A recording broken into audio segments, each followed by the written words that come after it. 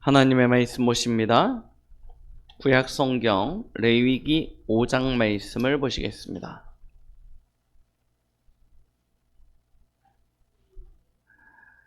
레위기 5장 14절로 16절까지 말씀입니다.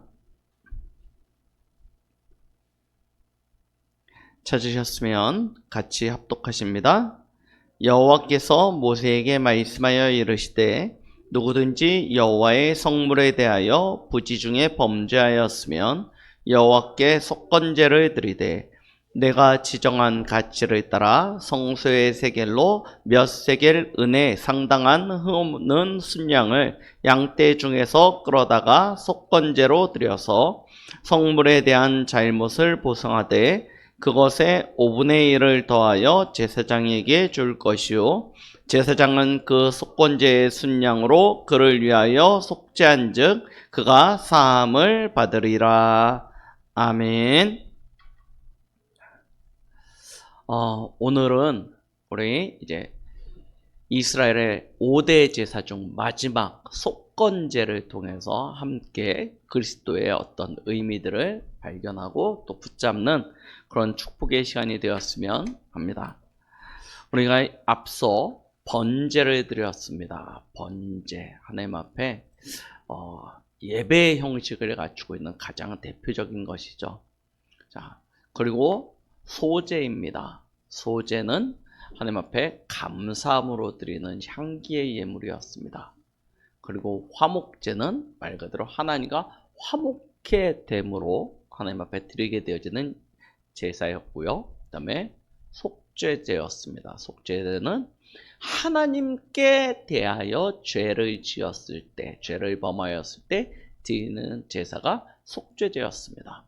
오늘 속건제입니다. 물론 속건제도 하나님 앞에 죄를 짓는 것은 비슷한 부분들이 있죠.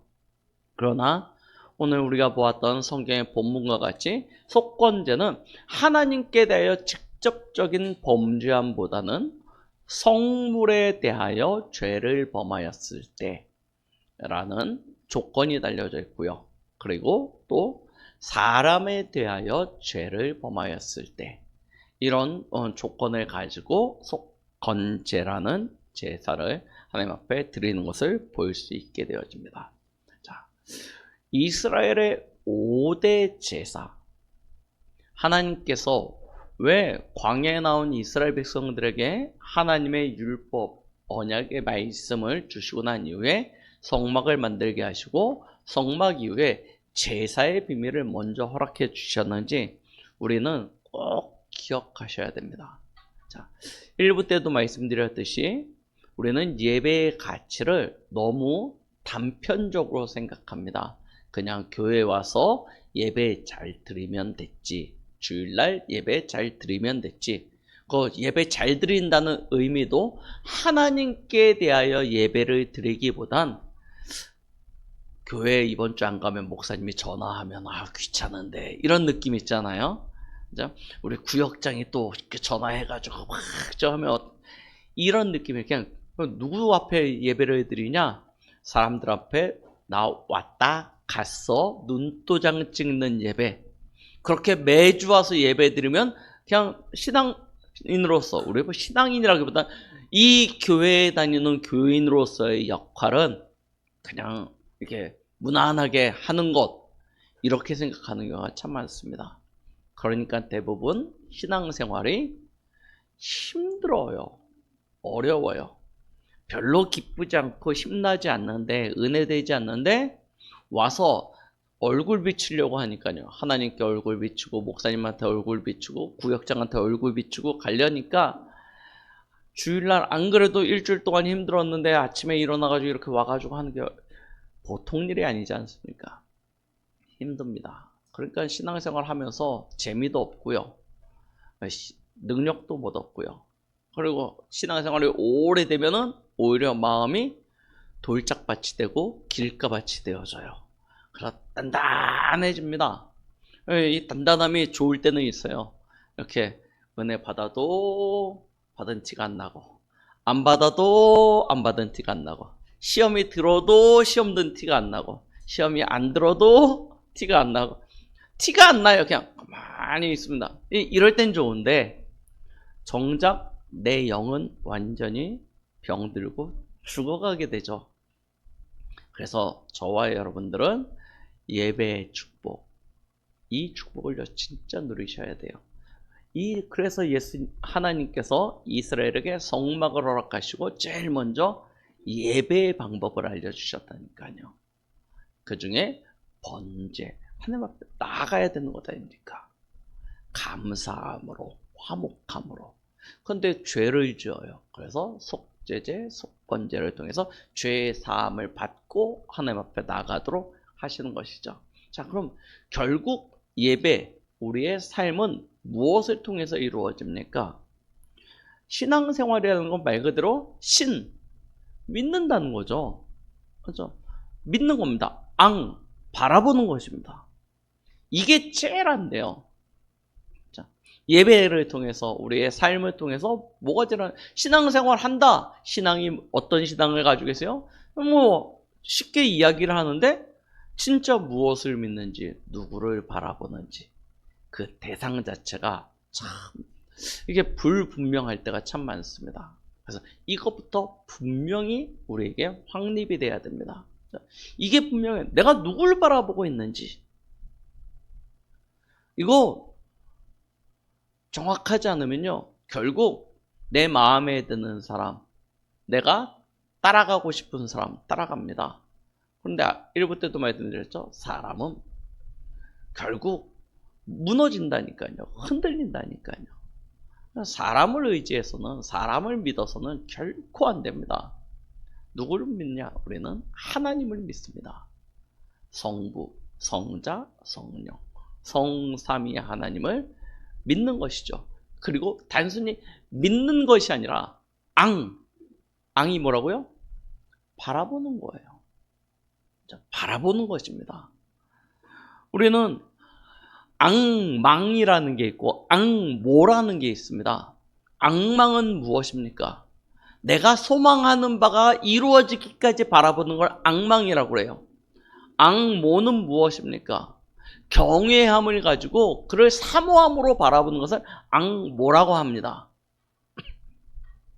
여러분들은 하나님을 바라볼 때 어떤 마음으로 하나님을 바라보고 계십니까? 내가 소망하는 것, 내가 바라는 것이 이루어지길 기다리면서 하나님을 바라봅니까? 아니면 하나님의 존재 자체를 사모하며 그를 존경함으로 하나님을 바라보고 있습니까? 이게요, 너무 달라요. 우리 찬양에도 앙망이 있고 앙모라는 단어가 있는데, 참 우리는 대부분 앙망합니다. 내 것을 가지고 그것이 이루어지기를. 그런데 오늘 제가 여기서 원구에 적었듯이 우리는 앙모하기로 합니다. 진짜 하나님이기 때문에 그 한 분만으로 우리는 기뻐하고 그를 존경하고 그를 사모함으로 나아가는 것이죠. 그래야 뭐가 되냐면 그의 말씀 앞에 순종할 수 있습니다. 앙망하면, 그렇죠? 앙망하는 자는 뭐 하게 되냐면 소원이 이루어지면 뒤돌아설 가능성도 있습니다. 그렇죠? 뒤돌아설 수도 있다니까요.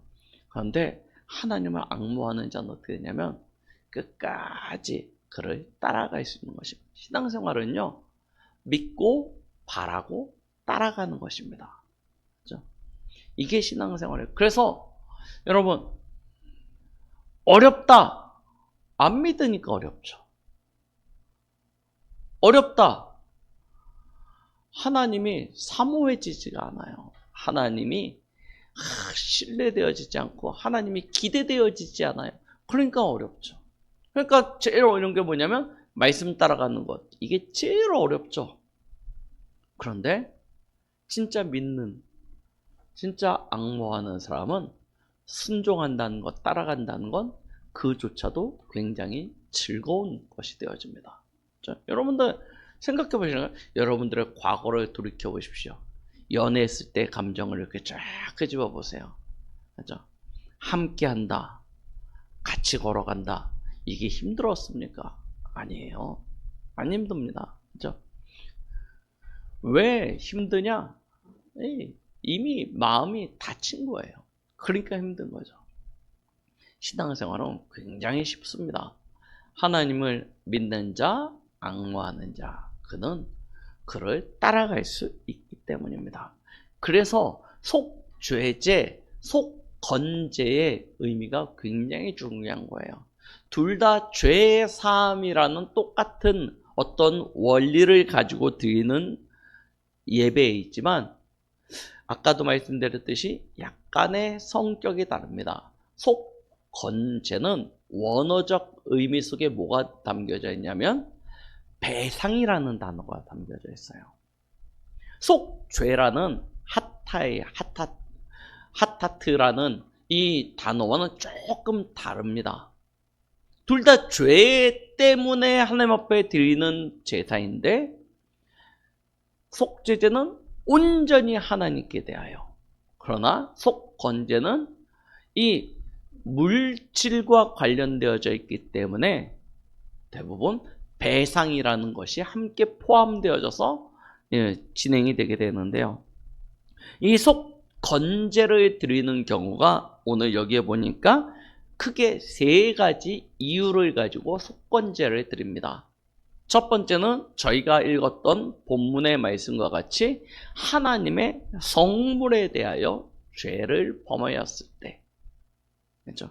여기 성경의 본문이 한 4가지 정도 성경 구절이 기록되어져 있는데요. 레위기 22장 말씀에 보니까 하나님 앞에 흠없는 제물을 가지고 하나님 앞에 예배를 드리는 것이 제사 아닙니까?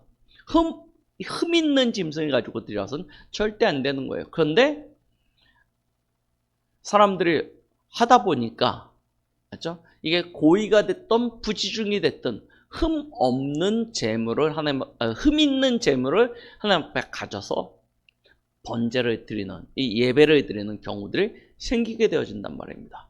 그때 하나님 앞에 드리는, 내가 잘못 예배를 드렸구나, 잘못 예물을 드렸구나 했을 때 드리는 제사, 이 제사가 한 이유가 되는 것이고요. 그 대표적인 예로 이런 예를 들었을 때 사도행전 5장에 보면 쌍묘의 비극이 나오죠. 아나니아 부부가 하나님 앞에 바나바가 자신의 재물을 팔아서 교회에 드렸을 때 칭찬을 받아요. 그러니까 이 아나니아 부부가 생각하기에, 야, 저렇게 칭찬을 받아? 그럼 나도 한번 해봐 합니다. 그래가지고 서원을 해요. 우리가 여기 어디에 땅이 있는데 그거 팔면 이거 다 해서 하나님 앞에 드리겠습니다. 서원을 딱 합니다. 그리고 이제 땅이 팔렸어요. 딱 돈이 들어와서 딱 가지고 쫙 세보니까 생각보다 기대보다 돈이 훨씬 더 크네요.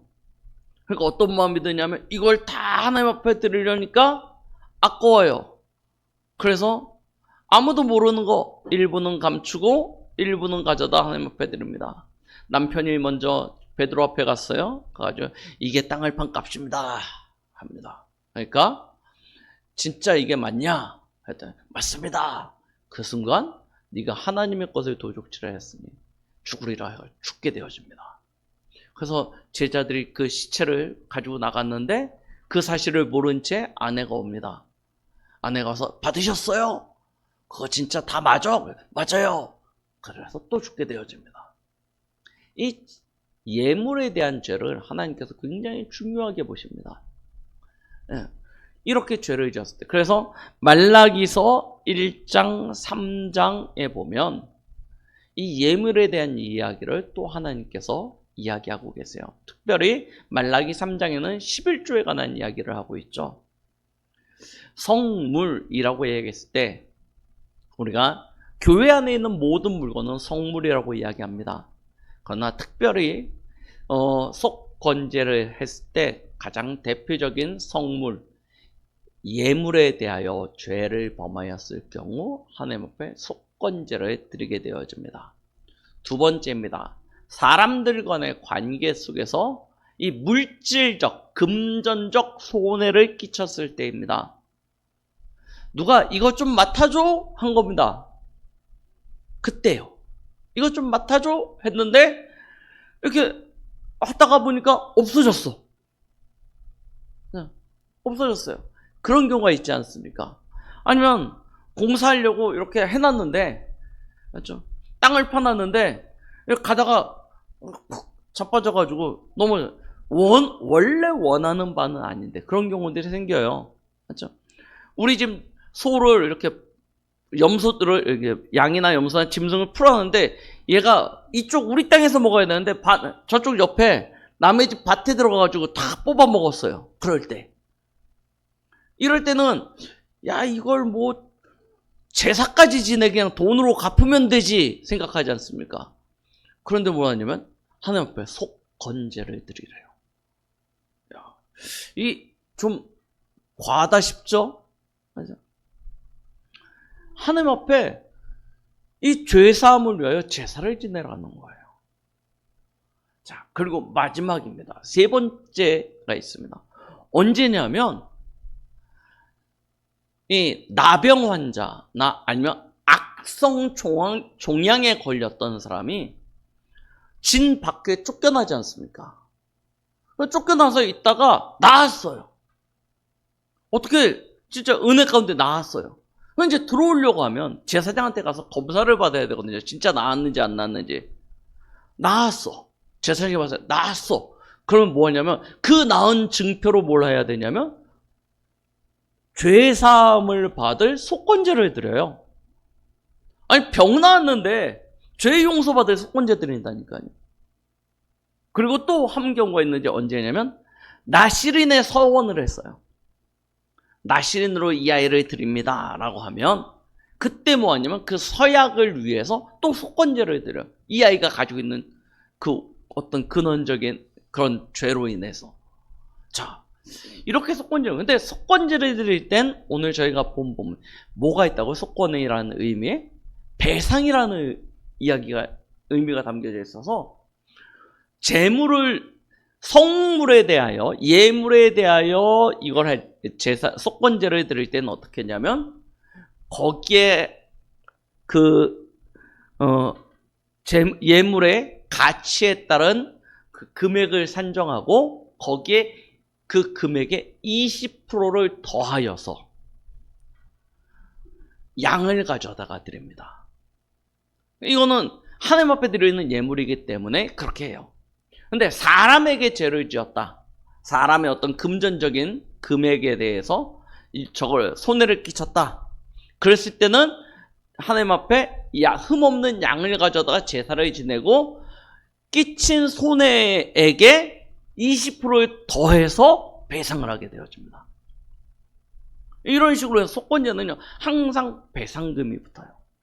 자, 이 속건제를 통해서 우리가 알 수 있는 어떤 의미들을 생각해 보겠습니다.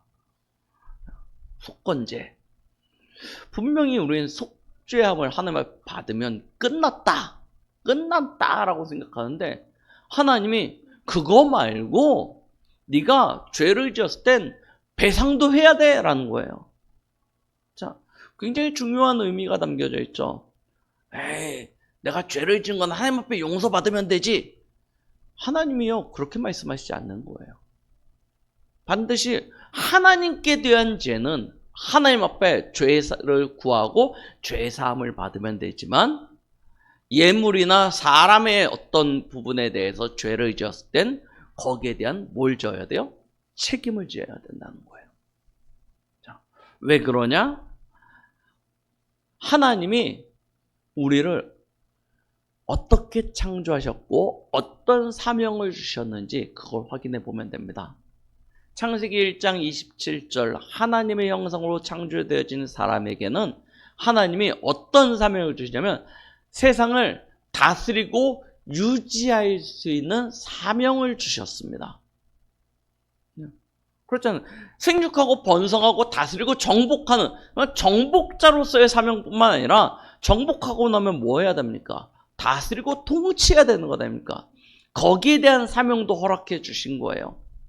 그래서 만물의 질서를 유지해야 될 사명이 하나님의 자녀에게 있습니다.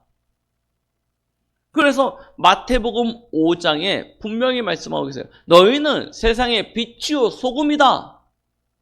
만약에 소금이 그 맛을 잃으면 어디에 쓰겠냐라고 이야기하는 그런 장면을 통해서 우리가 가진 사명을 알 수 있는데, 그때 마태복음 5장에 그래서 먼저 할 게 있다고 이야기하세요.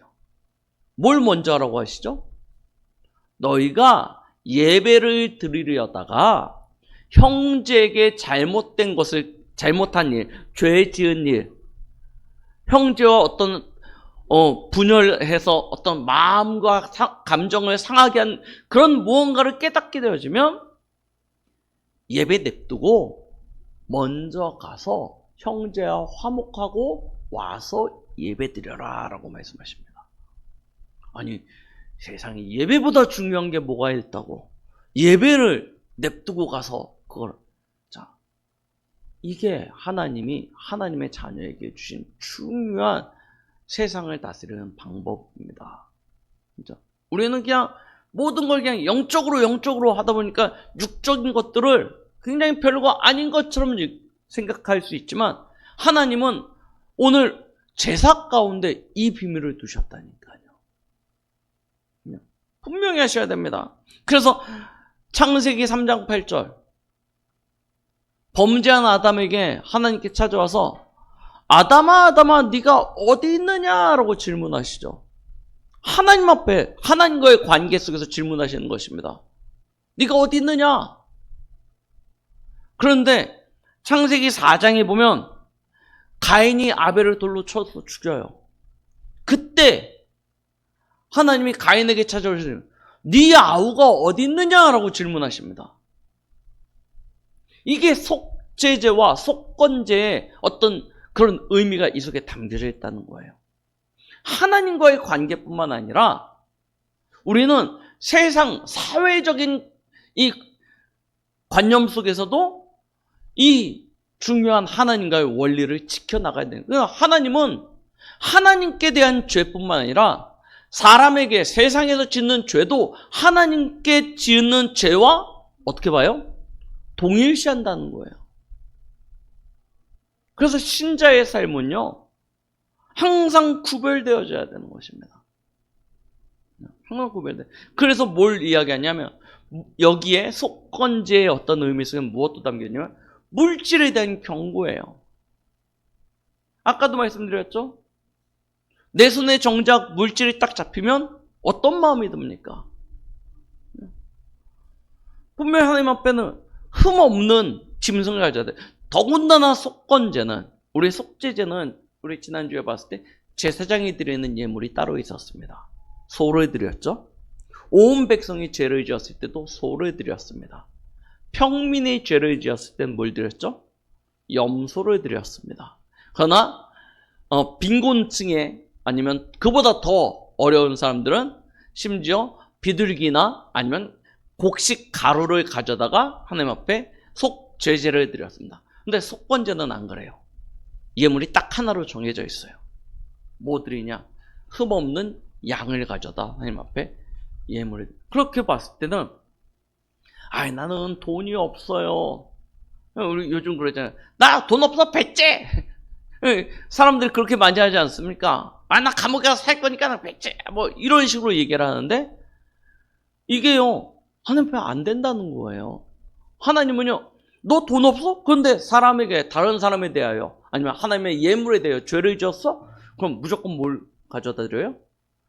양을 가져다 드려요. 그러면 하나님 앞에 죄를 지었을 때는 곡식 가루 이렇게 조금 가져다가 하나님 앞에 예물, 속죄제를 드렸던 사람도 예물이나 사람에 대하여 죄를 지었을 땐 빚내서라도 뭘 해야 돼요?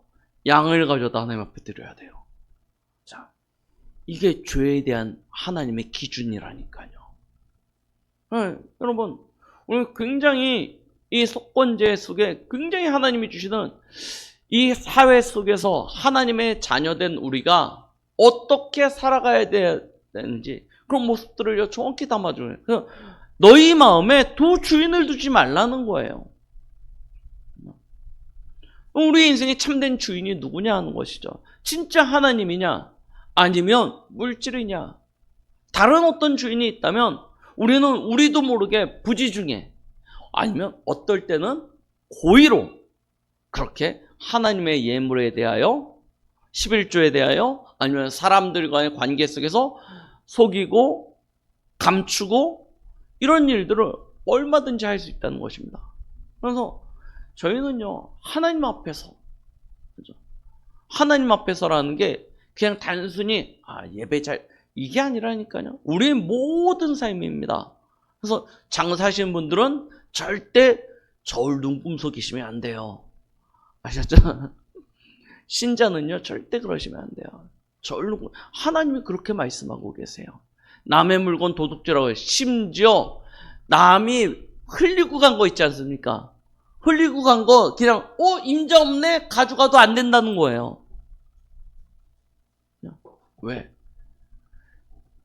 하나님의 자녀가 세상의 빛으로 소금으로 세상을 살리기 위해서는 훨씬 더 좀 세상적으로 이야기하면 도덕적으로 높은 기준으로 하나님께서 말씀하고 계시는 거예요. 이게 근데 원래 높은 게 아니고 하나님의 형상으로 창조되어진 사람은 하나님이 그렇게 거룩하도록 그렇게 구별을 해놓으셨어요. 그렇게 살도록 하나님께 처음부터 창조를 그렇게 해놓으셨는데 창세기 3장에 이 죄의 습관이 우리한테 배어서 우리도 모르게 이 정도는 다 하니까 원래부터 관습적으로 관행적으로 그렇게 해왔으니까 라고 하는 것입니다. 그래서 렘넌트들은요 지금부터 빨리 기준을 바꾸라니까요. 세상이 다 그러니까 그래도 되지. 이거는요 하나님께서 용납되어지지 않는다는 거예요. 진짜 우리는요 모든 것이 하나님 앞에 있어야 됩니다. 심지어 악성 종양이나 나병에 걸렸을 경우 나 신이로서 이건 무엇입니까? 나 자신에 대한 관리도 마찬가지예요. 하나님의 성전, 하나님의 몸된 난데, 맞죠? 난데 우리의 머리가 그리스도시요 나는 그의 몸된 지체인데, 맞죠? 이 지체에 대한 관리를 제가 제일 큰 죄인인 것 같습니다. 이렇게 말하면 저도 굉장히 큰 죄인인데, 진짜 우리는요 아무 생각 없이 아무런 그냥 저거 없이 그냥 그렇게 할 때가 참 많아요. 나 자신에 대해서조차도 나를 함부로 굴린다거나. 그래서 우리 요즘 세대에 워낙 안 많아요. 워낙 동거도 많이 하고 동성애도 흔하고 막 그러지 않습니까? 이거요 하나님 앞에서는요 큰 죄입니다. 진짜 큰 죄예요. 사회적 지금 시대적 흐름이 어쩌고저쩌고 아니요 성경을 보시라니까요. 진짜 젠더 운동이요 성경적으로는요 하나님 앞에서 하나도 맞지 않는 거예요. 우리가 성차별을 해서는 안 되겠지만 이거는요 진짜 우리가 말씀 앞에 서야 된다니까요. 저와 여러분들은 나 자신을 하나님 앞에 드리는 거룩한 산 예물로 하나님이 기뻐하시는 온전한 예배를 드릴 수 있는 거룩한 산 제물로 나를 드릴 수 있어요. 그래서 나 자신이 어떻게 해야 돼요? 흠이 없어야 돼요. 흠이 있어. 그래서 종양에 걸렸어. 어떤 심각한 전염병에 걸렸어. 어떤 부정한 것을 접하고 오염이 됐어. 그럼 어떻게 해요? 나도 하나님 앞에 가서 속건제물을 드려야 돼요. 하나님 앞에 심지어 뭐까지 해야 돼요? 하나님 배상까지 해야 된다니까요. 자, 굉장히 중요한 의미를 가지고 있죠. 자, 이렇게 딱 두고 보니까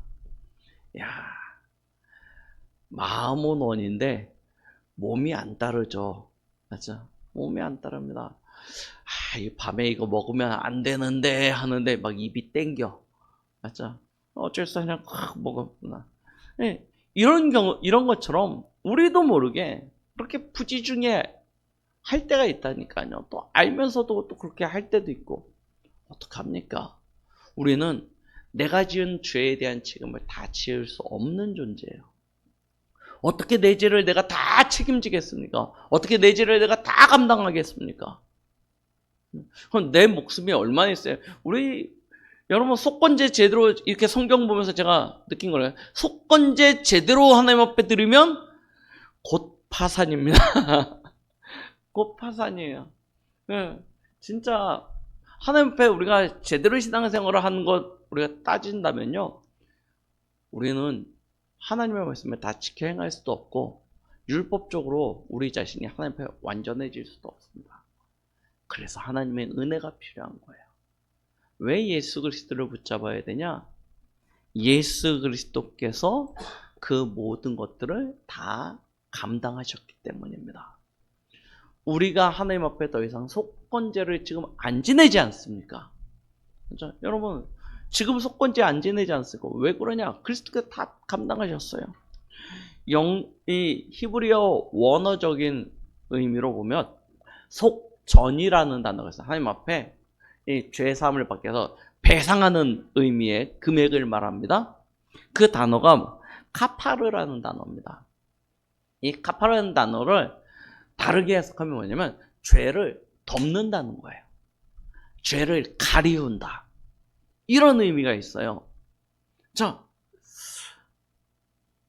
하나님이 창세기 3장에 아담과 하와가 범죄하였을 때 아담과 하와가 자신이 죄 지었고 부끄러움을 깨닫고 난 다음에 제일 먼저 한 일이 나뭇잎을 따서 자기의 수치를 가렸습니다. 부끄러운 부분들을 가렸어요. 근데 나뭇잎은 어떻습니까? 곧 시들어 마르죠. 가려지지가 않습니다.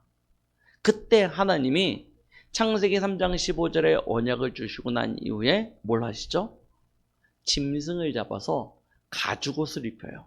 자, 그때 가죽옷을 입혔다라기보다는 하나님이 짐승을 잡아서 가죽으로 그를 덮은 것입니다. 그 당시에 옷의 수준이 우리처럼 뭐 이렇게 입는 게 아니고 덮어요. 덮어서 뭘 가려줘요? 그의 수치, 부끄러움을 가려준다는 의미죠. 이게 희생제사, 피제사의 의미입니다. 그러니까 속죄제를 드려서 그 피로 말미암아 우리가 죄사함을 받는다라고 표현을 했는데 거기에는 어떤 의미냐면 하나님이 그 죄를 덮어서 안 보이도록 가려준다는 의미를 가지고 있는 거예요.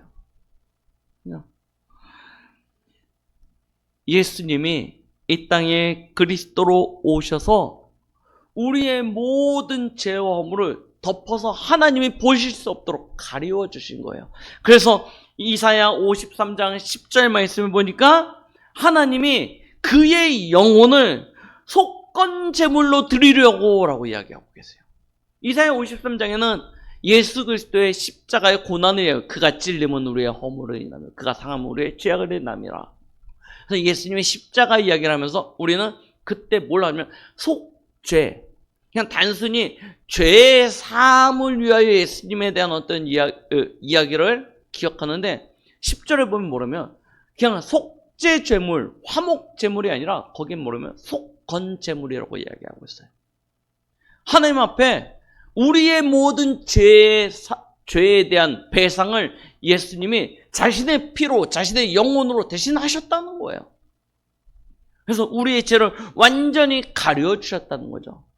더 이상 하나님의 앞에서 죄 있다 하나님이 말할 수 없도록 하나님이 자신의 영혼으로, 자신의 피로요, 우리의 모든 죄를 다 가려주신 것입니다. 그래서 더 이상 하나님 앞에 속건의 제물을 드릴 필요가 없도록 그 예수님의 속건 제물이 되어주신 장소가 바로 십자가입니다.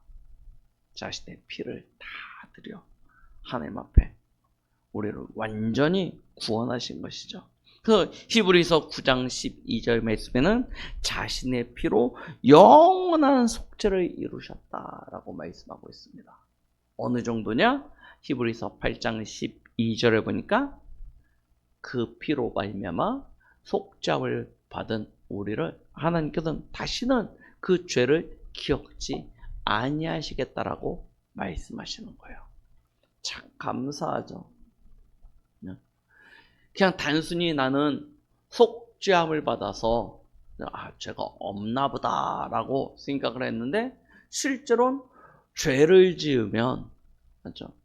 우리가 하나님 앞에 배상을 해야 되는 경우도 있고 또 사람 앞에 배상해야 되는 부분들도 있는데 예수 그리스도께서 그 모든 부분들을 완전히 다 책임져 주셨던 거예요. 누구 앞에서요? 하나님 앞에서. 자, 그러나 기억하셔야 될 부분은 또 무엇입니까? 이 속건에 대한 의미가 하나님 앞에서는 우리가 죄 사함에 대한 부분을 완전히 가리움을 받았다라고 할 수 있지만 그러나 세상적인 사회적인 어떤 관념 앞에서는 여전히 우리는 세상 법 아래서 우리의 죄에 대한 어떤 그런 배상, 책임은 또 우리가 져야 되죠. 그러나 죄를 짓고 배상에 대한 것 때문에 우리가 죄를 짓지 말자라고 한다면 우리는 굉장히 좀 어떤 부분에서 악하다 할 수 있을 것입니다. 돈 주기 아까워서 죄 짓지 말자 이런 의미 아닙니까? 얼마나 미련한 이야기입니까? 좀 더 우리가 정확히 이야기한다면 하나님이 우리에게 주신 이 시대적 사명입니다. 하나님이 주신 천명입니다. 그것 때문이에요.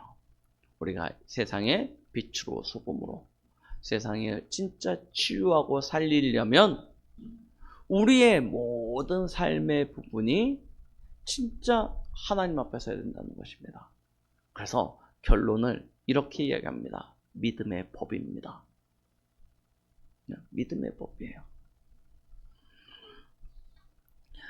앞서 1부 때도 말씀드렸듯이 죄 중에 가장 큰 죄를 뽑는다면 그 죄는 예수를 그리스도로 믿지 않는 죄입니다.